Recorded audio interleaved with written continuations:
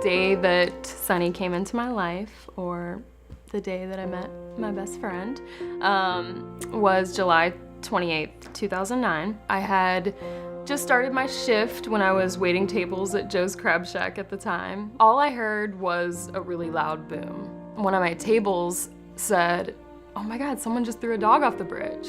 And I was like, no, there's no way that happened. Someone's crazy, you know. Sure enough, looked a little bit closer and could see her floppy ears.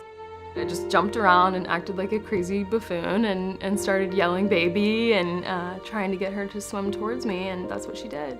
You know, her spirit was infectious to me the moment that she got pulled out of the water, and I knew how special she was, and I was like, you know, I'll take her home, I'll find her a home, why not? I've fostered dogs before. So when I was threatened with eviction from my apartment for owning a pit bull looking dog, a lot of people were reaching out to me, offering help, and one of the people that contacted me was named Maureen Keenan.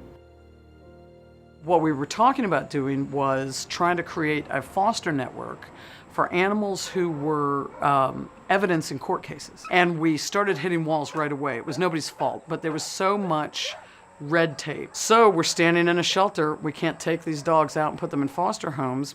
But then we look around and we see, wow, at that time, over 90% of those dogs were pit bulls. So if we can't help these dogs who are evidence in cases, then we surely can help all these pit bulls. And then we just sort of fell into it. So it just kind of happened because no one else was doing it. No one else was rescuing and adopting out these dogs. Everything is about protecting the safety of the animals and the humans, and then making sure that we create an environment which is what that particular dog will likely need. Mm-hmm. We are solely foster-based, and we have about 7, I would say, core foster homes that we have really cultivated amazing relationships with, and we know, exactly what kind of dog can go into their home. The thing that we help with mostly, though, is behavior.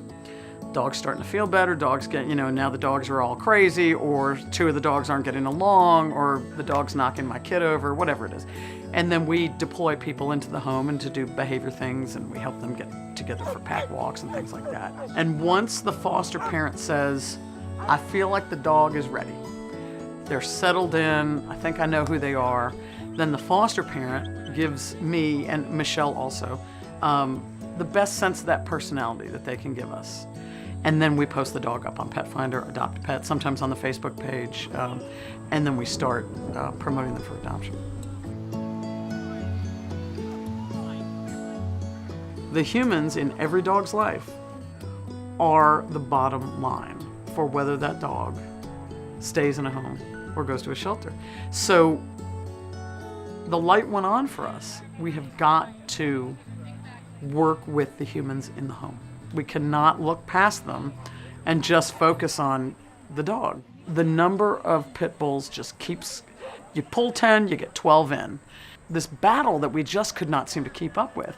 And then at some point in the conversation, the question was raised, what if we could stop the flow into the shelter? What if we could prevent the number from going up? Come to find out, there's a lot of resources that dog owners are lacking in the ability to care for their pets.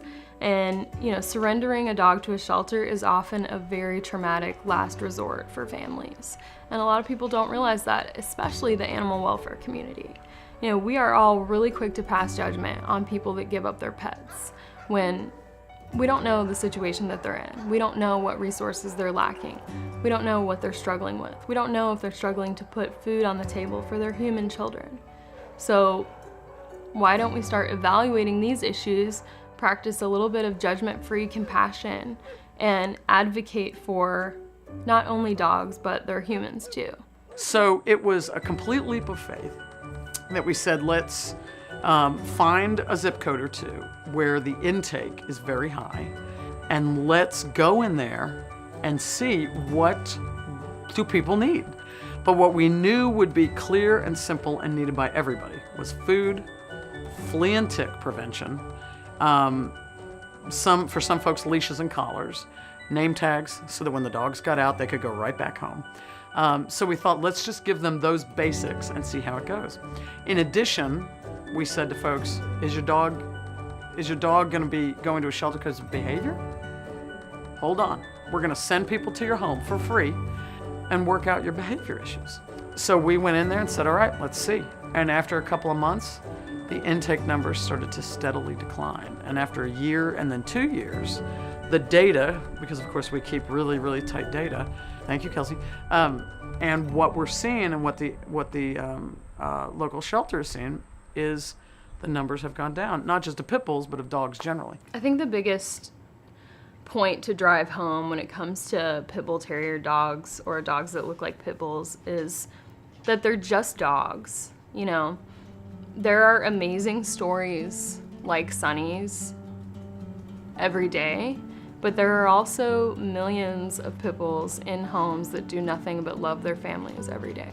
You know, they're not newsworthy. Just them laying on the couch snoring and farting is not a news story, but it just goes to show that they're just dogs, and you know, they're just like humans in the fact that they don't need to be defined by their physical appearance. They need to be defined by who they are as individuals. Before pit bulls, it was Dobermans, and it was German Shepherds, and it was Rottweilers, and it was the flavor of the month or the decade or whatever it was. And I think that because pit bulls and pit bull type dogs have been used by people who take advantage of and abuse their people-pleasing nature, that it made for good press to show a dog who was behaving in a way that was human-created, not a way that these dogs come by naturally at all.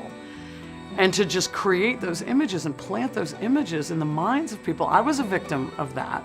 When I met Sunny, I didn't even register that she was a pit bull. But once that image is planted and that fear is created, it is very hard to undo it, because you have to do it dog by dog by dog, person by person by person. It's very hard.